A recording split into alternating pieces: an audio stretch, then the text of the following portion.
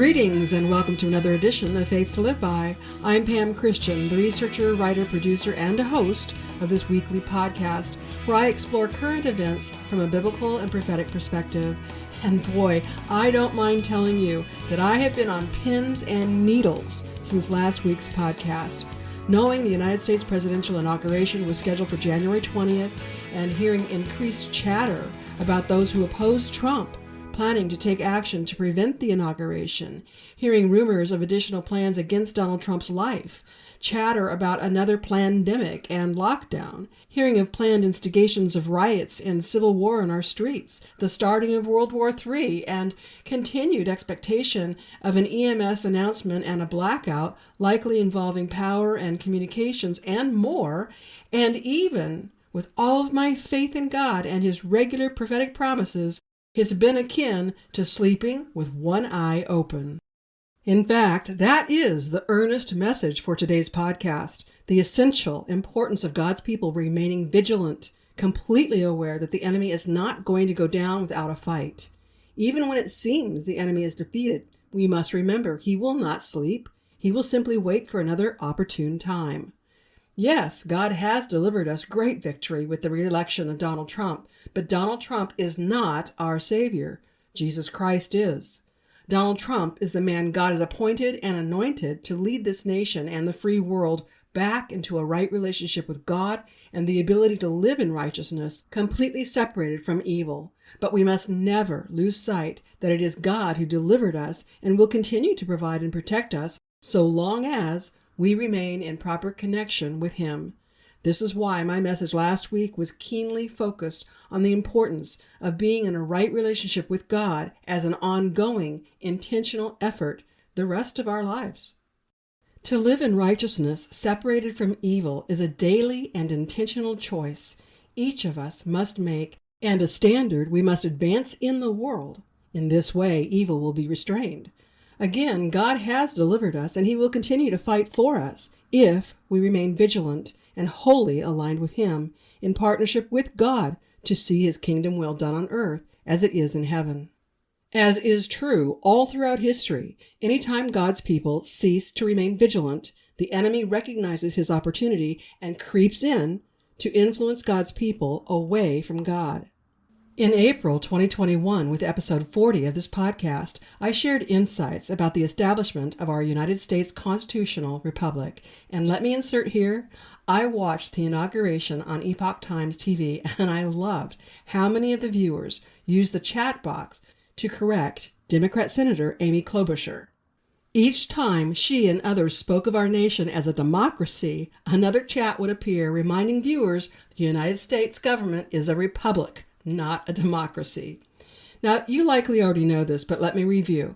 A republic is a form of government in which the people elect or choose their leaders to represent the will of the people.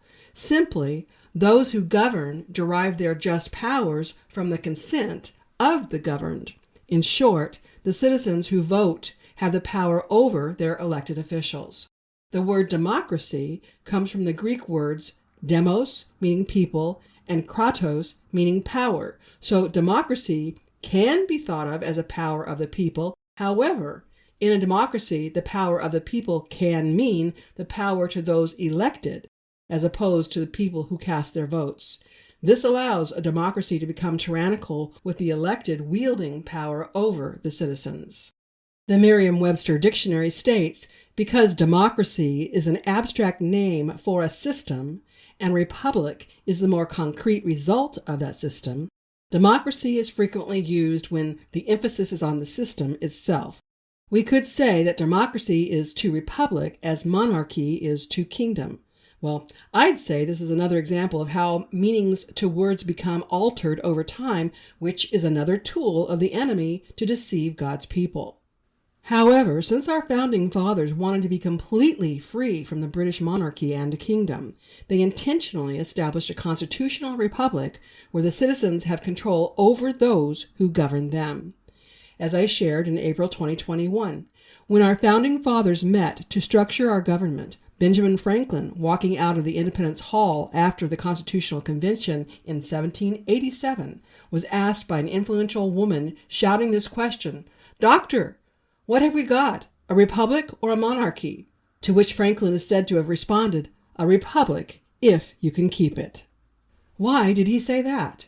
What concerns about human nature did Benjamin Franklin have that gave him pause whether or not we could maintain America as a republic? Well, according to political theory, a republic requires its citizens to cultivate virtuous behavior. If the people are virtuous, the republic will survive. If the people become corrupt, the republic will fall. Whether a republicanism succeeded or failed in the United States would depend on civic virtue and an educated citizenry.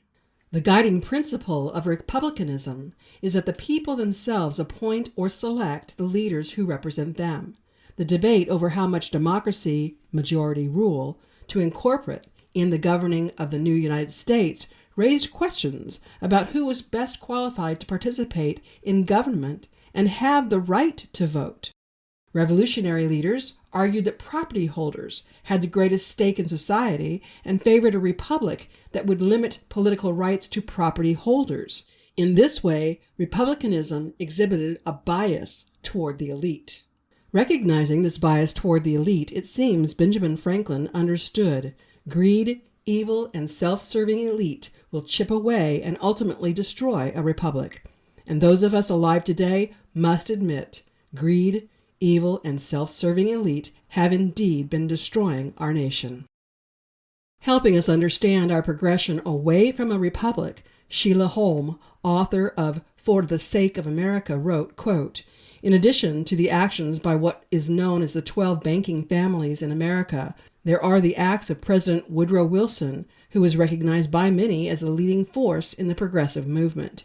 He signed the Federal Reserve Act, the Federal Farm Loan Act, and the Antitrust Act, which included the 16th and 17th Amendments to the Constitution.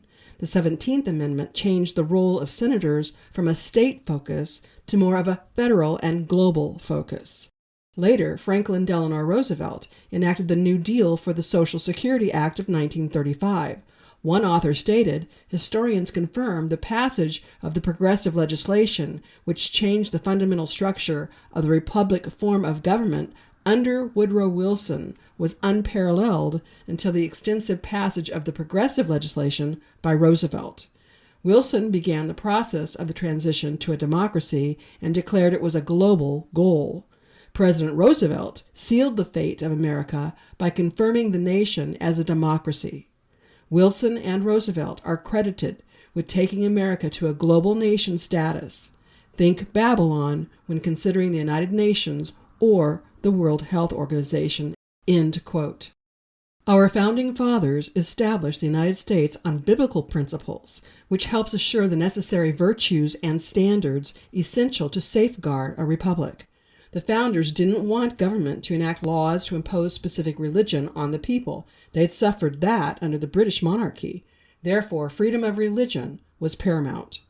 As I wrote in my book, Examine Your Faith, Finding Truth in a World of Lies, quote, "America's founding fathers sought unity through unique and distinctive moral and governmental ideas, which inspired the fabric of American government. Ideas such as inalienable rights, individualism, limited government, full republicanism, separation of powers, checks and balances, and an educated and virtuous citizenry. Those ideas produced a national unity that encompassed America's great diversity of race, ethnicity, and religion. In the founding of America, Judeo-Christian values were the bedrock for governmental and national ideals, with a right for the people to maintain other religious faith completely protected. Yet, true to human nature, over time, greed and lust for power progressed, which has taken America from a nation that upheld Judeo-Christian values governed by the people to a nation governed by secularists devoid of God. This is precisely what God has been working to wake people up to realize these past few years. I am humbly grateful today, January 21st, 2025, the day I'm recording this podcast, that God has been at work worldwide to expose all manner of evil and corruption, to wake people up to the truth, and to again have the opportunity to repent and choose to be restored with God. I am eternally grateful for all God has done in recent decades to shock us and cause us to wake up from our stupor. World governments have been corrupt for hundreds of years, and we are alive at a time when God is intervening to deliver his people on a scale that will have greater impact than the cleansing of the great worldwide flood of Noah's day. More people today are waking up to truth than ever before, and more are reconsidering the reality of God and all that is good, and the reality of Satan and all that is evil. Yes, with the return of President Trump as President of the United States and the most powerful leader of the free world, we enjoy a win, but only if we can keep it. The only way we can keep this win is if we resolutely determine to keep God properly preeminent. I know what President Trump meant in his inauguration speech when he said, "I will put America first," but let us pray that he resolutely puts God first, to properly be guided by God in the governance of America. We must pray for only those whom God has approved to provide counsel or advice to President Trump.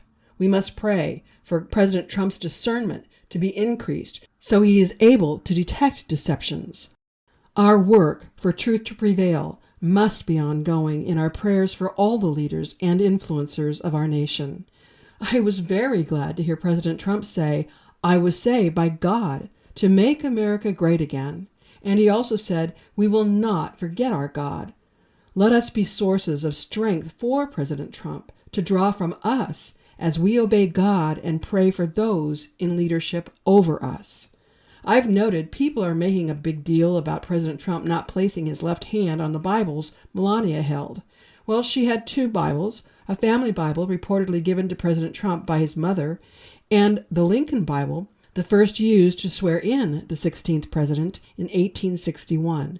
But when you watch the video, Justice Roberts rushed the oath, asking President Trump to begin repeating the words before Melania was able to get to the president's side and long before his whole family stood with him. And for the record, it's not a requirement. The presidents taking their oath place their left hand on any religious document. It's been a tradition. There's also been speculation about him not placing his hand on the Bibles potentially being a psychological communication. We'll just have to wait and see. But we must understand our hope and confidence cannot be in President Trump or the men and women who are working with him. It must ever and only be in God. It is God who appointed and anointed President Trump to lead this nation and the nations of the world back to truth. Trump and the others God has appointed and anointed need our prayers for their protection and success, which in turn will provide us with personal protection and success. Dr. Stella Emanuel posted on X, quote, "God did not allow Trump back in the order of King David to be the pastor and priest of the nation. He came back in the order of King Cyrus to allow the church room to operate. We have been given another 4-year respite to disciple the nation back to God. We need to arise and do our jobs as church leaders, and I'll add, as everyday Christians. We should keep praying for Trump to have godly counselors and leaders around him. We should pray for the Holy Spirit to guide him." End quote. I wholly agree with Dr. Emanuel, yet, as you're about to hear, God refers to Donald Trump as both Cyrus and David. God spoke through Julie Green on January 20th in a prophecy titled "The Beginning of the United States." Quote, "America, today is a new day, a new beginning, and a new opportunity to take back your nation from the hands of the wicked. Today is not just a day when President Trump is sworn in. It goes much deeper than that. It is the beginning where the wicked are destroyed and good will prevail. Today is the day many have prayed and cried out for. When my David takes his position as rightful president of the United States, a cascade of events will take place to further rid your nation of the ones who hijacked it for their own agenda. America, the criminals that held you against your will, you will see justice. You will see arrests you've waited for, and judgment on those government officials. America, this is the beginning of the birth of your true nation, and not the version you have seen. What will you do with this newfound freedom in your nation and in your lives? Always remember, the great I Am is the reason this nation still lives, and this nation will free itself of every enemy, foreign and domestic. Today is the day of celebration. Today is a day to enjoy with me, America. The landscape of your nation is about to change. Your laws will be upheld. Justice will be served on all fronts.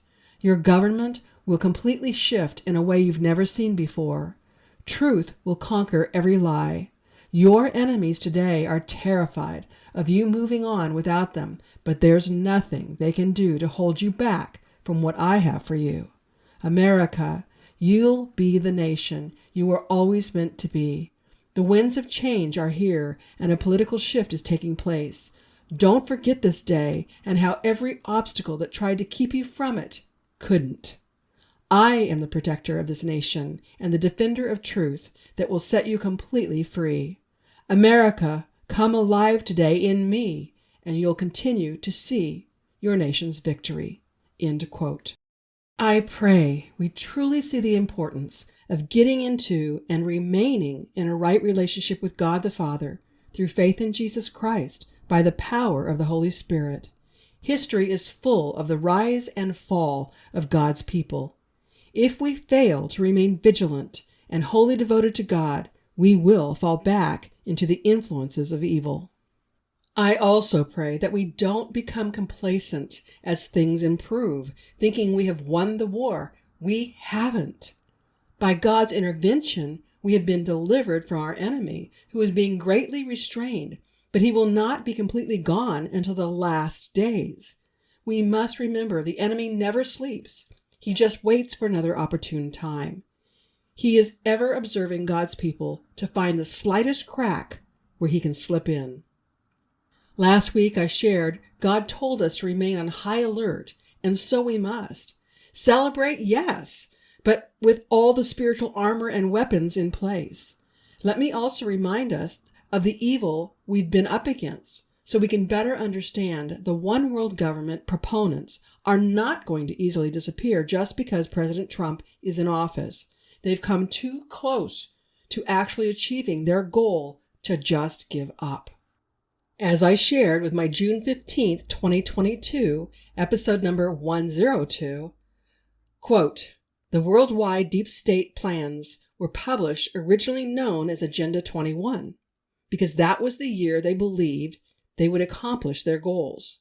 But their selected puppet, Hillary Clinton, didn't win the 2016 presidential election, so they had to adjust their plans, which were republished as Agenda 2030.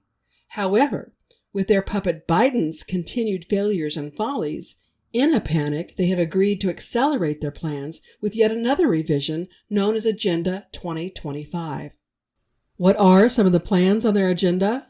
To depopulate the earth through so-called vaccines administered to all people, even babies, that impair immune systems, cause infertility, and cause health issues leading to premature death.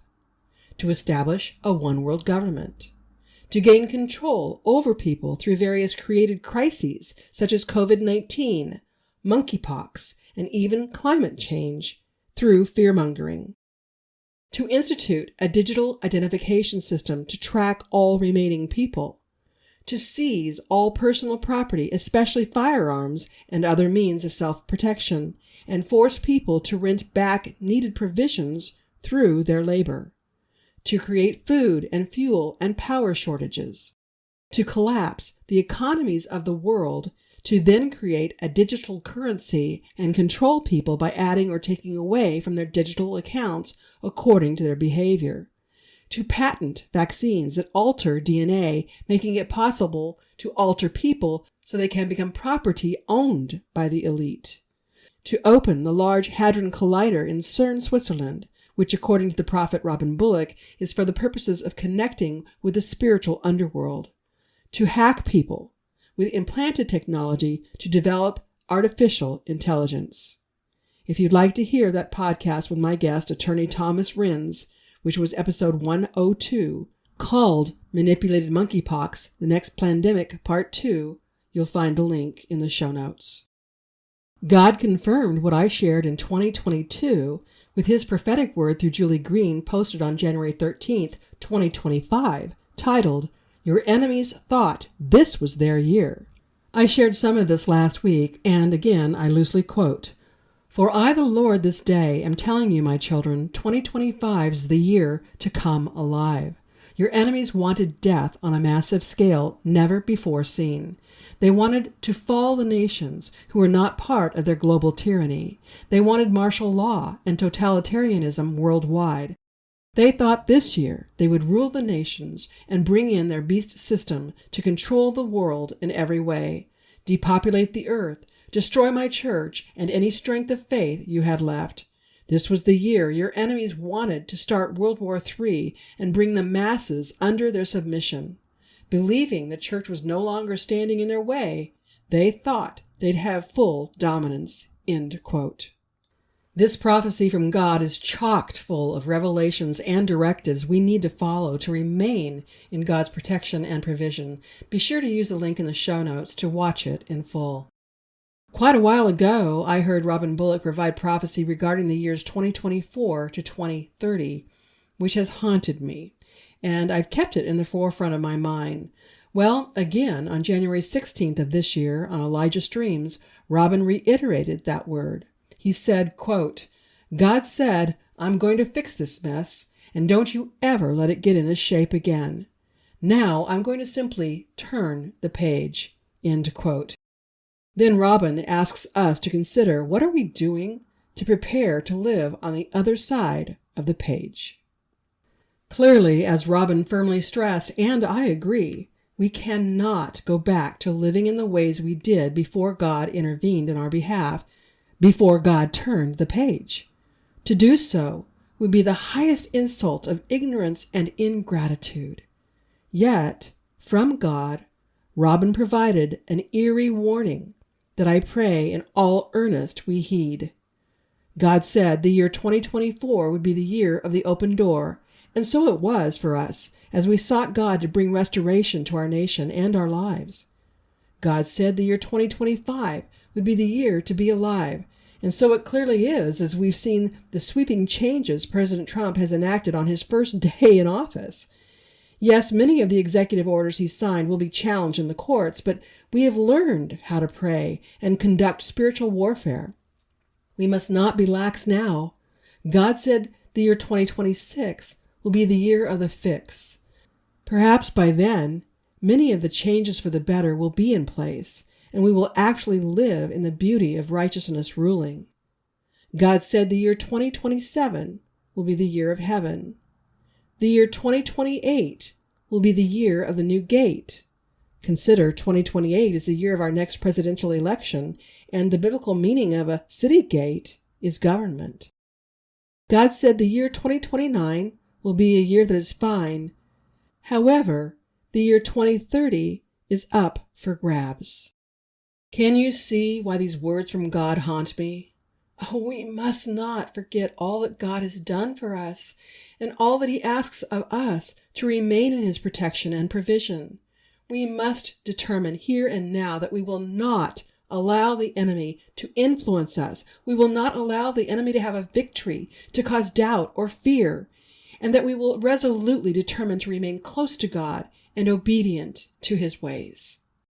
Early in his inauguration address, President Trump said, "The golden age of America begins right now." He had no idea he was speaking prophetically, but not just about America, rather the whole world. January 16th, 2025, through Jane Hammond, God provided a vision she titled "A Golden Age of Awakening and a Renaissance of Righteousness." It was published on Elijah List. It's all about breaking through barriers and setting the stage for a golden age. She wrote, quote, "While there have been certain breakthroughs in the United States election cycle, we should remember that the definition of the word breakthrough means a military movement or advance all the way through and beyond the enemy's frontline defense. It means to overcome obstacles, barriers, and hindrances to progress. In other words, breakthrough is not the end of a matter, but a new beginning. In World War II, D-Day was a day of incredible breakthrough that positioned the Allied troops to go through and beyond to liberate cities and nations against unparalleled evil in the earth. The goal was never to merely take the beaches. It was to break through and go beyond into the time of victory and restoration. We are now living in that day. There is a mobilized spiritual army, the ecclesia, the church, that is breaking through decades-old barriers and setting the stage for a golden age of awakening, revival, and reformation. A golden age is a time in history characterized by peace, prosperity, unity, and stability. However, we must remain mindful and spiritually watchful against the enemy's plans for the exact opposite: chaos, economic and cultural decline, and all-out war." End quote.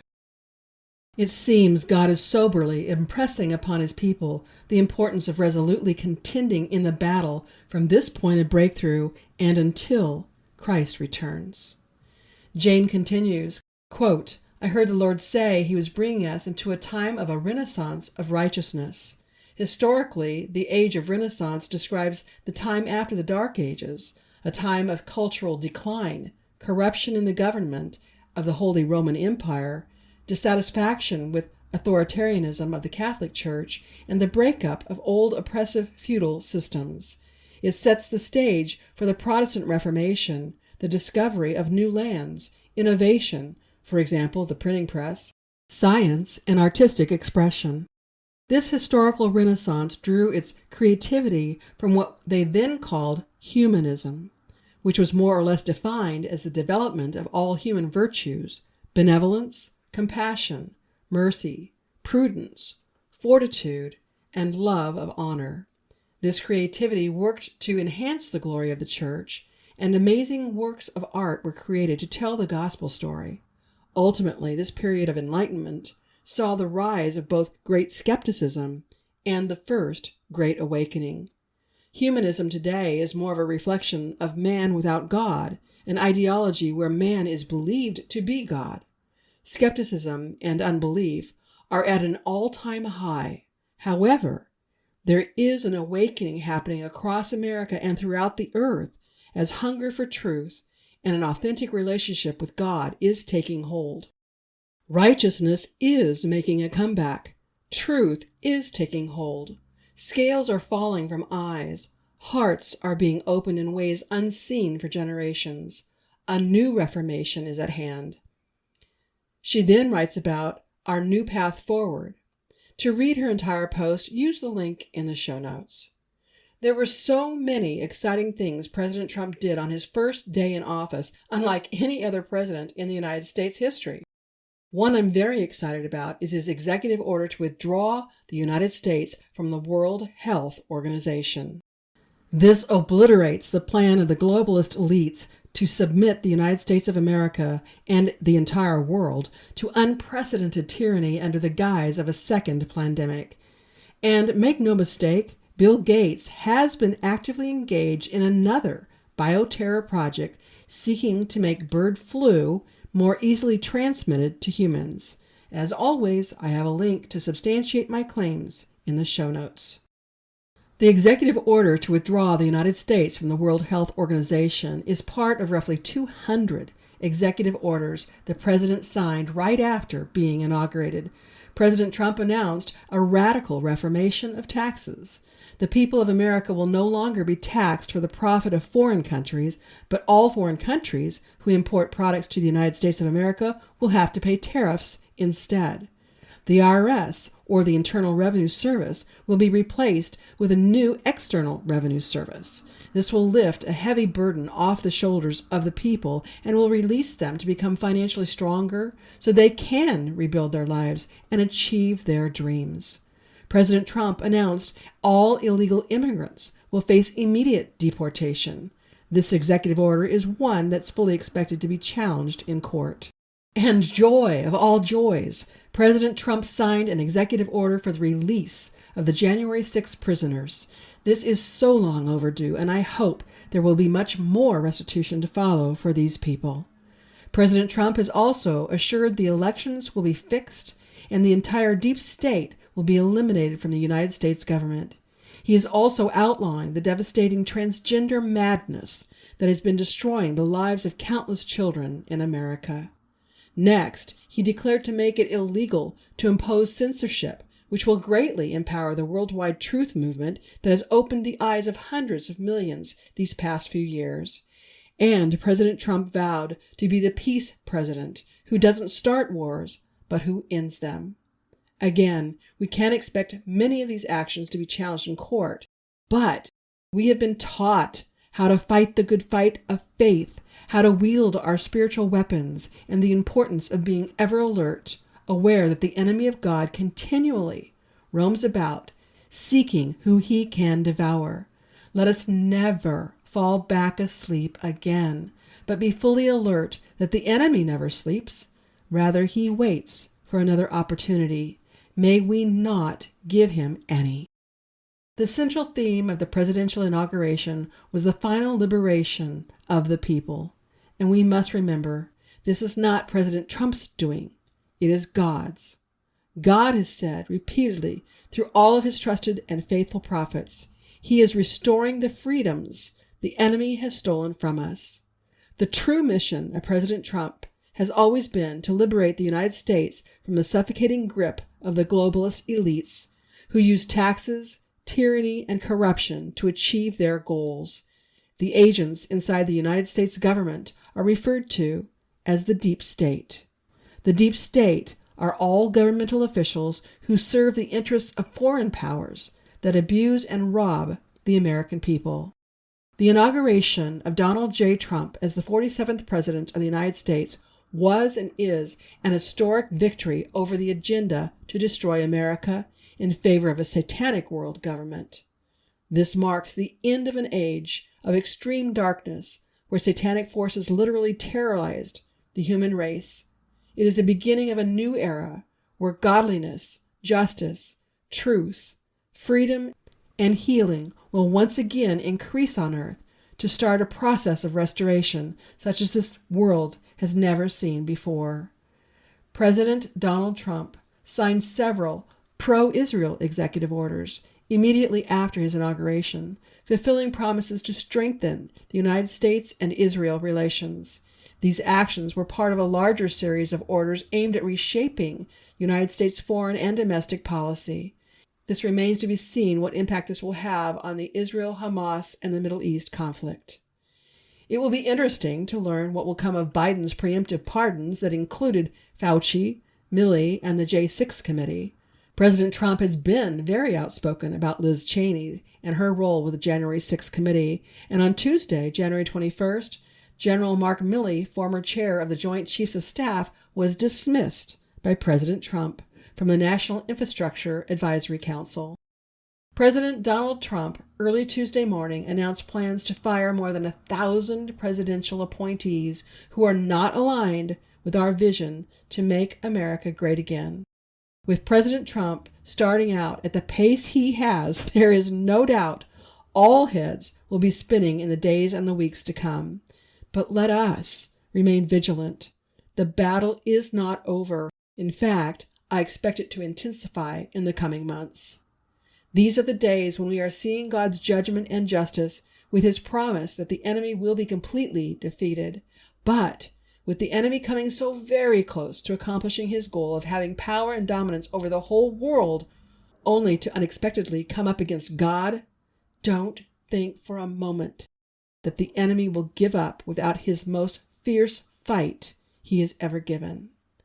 We will see some horrendous events in the days, weeks, and months to come, but God has assured us, for those who are repentant, who are willingly aligned with God, he will fight for us, and we will see his victory blessings in the near future. I'll continue to monitor headlines and pray about world events to help us discern what is of God and what is not. Next week, I'll share a recorded response from Amanda Grace that makes clear we cannot rest on our laurels at this time, even with the many wins we are enjoying. The enemy still has considerable influence, which we must target for spiritual warfare. Now, I ask you to please listen to my closing announcements and to take advantage of the many goods and services I bring you in an effort to at least cover the costs of this podcast. The first announcement is about the Greece trip that we are in process of finalizing. If you think you want to be part of this, be sure to send me the email according to the instructions. Deadlines for registering are looming. It may seem far off, but most people make plans for a significant vacation about a year in advance. So if you haven't already expressed interest in traveling with us in October 2025, now is the time to do so. We want to have about 30 people total because this size group works best for the specific tour I have in mind. We'll be walking the footsteps of the Apostle Paul.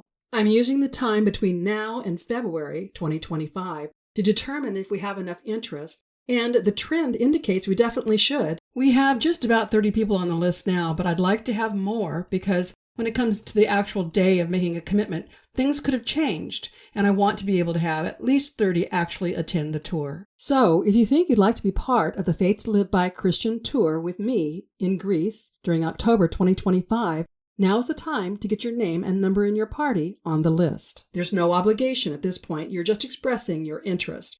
While the specific details are subject to change, as it stands now, the week-long tour will include 4 nights at Divani Palace Acropolis Hotel in Athens, which includes breakfast, 1 night at Amelia Hotel in Delphi, which includes breakfast, 1 night at Grand Meteora Hotel in Kalambaka with breakfast, 2 nights at Mediterranean Palace Hotel in Thessaloniki, that includes breakfast, 2 dinners at local restaurants, tour guide throughout, deluxe coach throughout, admissions to museums and sites, tips to guides, drivers, and restaurants, and all local taxes.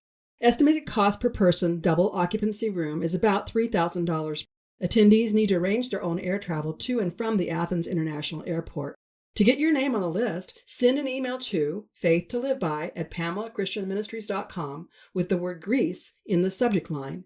In the body of the email, provide your name, contact information, and number of people you expect to be in your party. This will place your name on the interested in attending list, but does not obligate you in any way. It merely assures you have first right of refusal come February 2025 when down payments are due. If you didn't get the details written down that I just shared, simply visit my Beyond the Podcast page using the link in the show notes. If you like what you hear from me with this podcast, I highly recommend my book series, my award-winning blog, and consider signing up for my certificate course in apologetics. My aim with that course is to help people learn how not only to use apologetics to share truth with others, but to help Christian leaders incorporate apologetics into their respective ministries so more Christians are learning how to share their faith. You can learn more by using the link in the show notes. For now, I offer my weekly podcasts, my blog, and bi-monthly e-newsletter at no cost. And certainly I have hard costs associated with doing all I do. If you've been blessed by my work and would like to help my work reach others, why not consider partnering with me? For as little as $10 a month, you can become a partner. Then together we can reach even more people for Jesus. Simply visit my Pamela Christian Ministries homepage and then click on the Give button at the top menu bar. Or if you prefer, you can go directly to the Give page using the link in the show notes. To become a partner, you can use my PayPal or Venmo account, but you will also see other ways you can support my work on that page. Whether you choose to become a monthly partner, give a one-time donation, purchase my books and products from my web store, or support my affiliate sponsors, anything you can do to help me continue this work would be greatly appreciated. And as always, your prayers and telling others about me and my ministry work is much needed.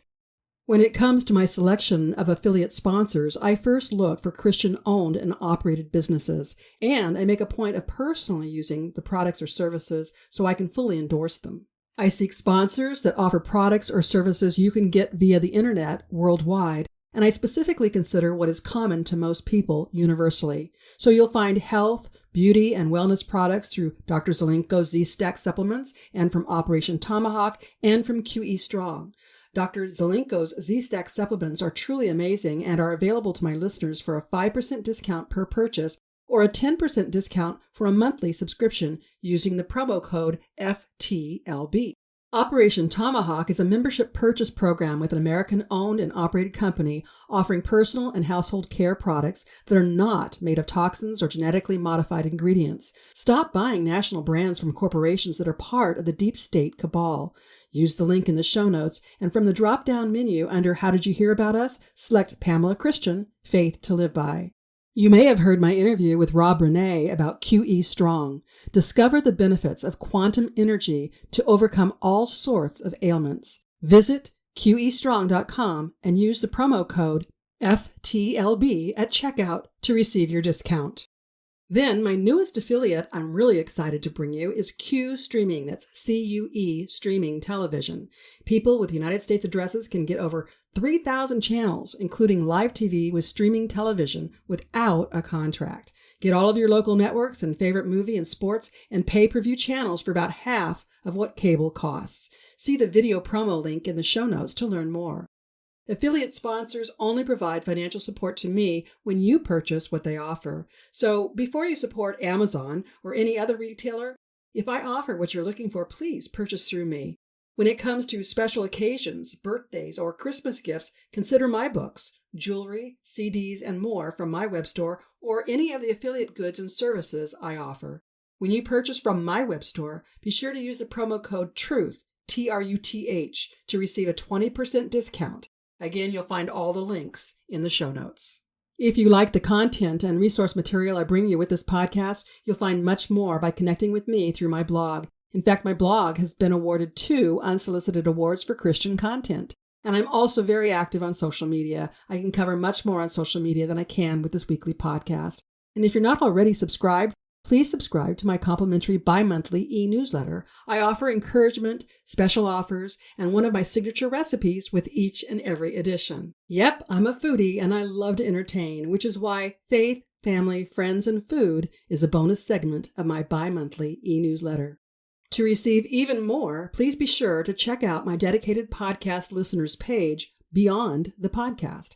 Here's where we can connect exclusively and you can download complimentary devotionals, resources, and more. On that page, I also ask you to help me learn more about you and what you want by completing the form visible once you scroll down that page.